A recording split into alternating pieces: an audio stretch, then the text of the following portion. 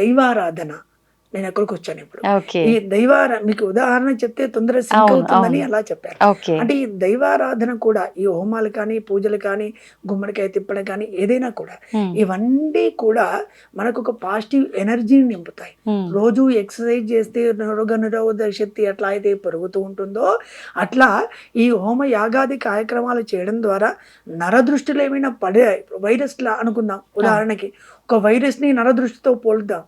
Virus నరదృష్టి రెండు తగిలాయి అనుకోండి, ఎంత పెద్ద పెద్ద వాడికి కూడా నరదృష్టి తగలదు, కొంత వాడికి తగులుతుంది. అంటే నీ లోపల రోగ నిరోధక శక్తి లేదు అని అర్థం. ఈ రోగ నిరోధక శక్తి పెంచుకోవడం ఎట్లా? శారీరకంగా చేసే వ్యాయామాల ద్వారా శరీరంలో పెరుగుతాయి. తర్వాత ఆధ్యాత్మికత వల్ల మన శరీరంలో రోగ నిరోధక శక్తి పెరుగుతుంది. రోగ నిరోధక శక్తి అంటే పాజిటివ్ ఎనర్జీ. ఆ పాజిటివ్ ఎనర్జీ పెరగడం ద్వారా మనకేం కలుగుతుంది?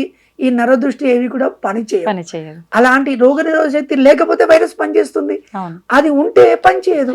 అట్లా ఈ ఆధ్యాత్మికం అనేది మన జీవితంలో పెంచుకుంటూ ఉండాలి. ప్రతిరోజు కూడా దైవారాధన చేయడం ఎత్కించి మీ సమయంలో మీకు అరగంట పేపర్ చదివే సమయం ఉంటుంది, 2 గంటలు సోషల్ మీడియా చూసే సమయం ఉంటుంది, లేకపోతే ఇంకొక పని చేసే సమయం ఉంటుంది. ఈరోజు మొబైల్ మొత్తం చూసుకుంటే ప్రతిరోజు ఒక్కరి చేతిలో సగటున 8 గంటలు వాడుతున్నారు అని రీసెర్చ్లో చెప్పారు.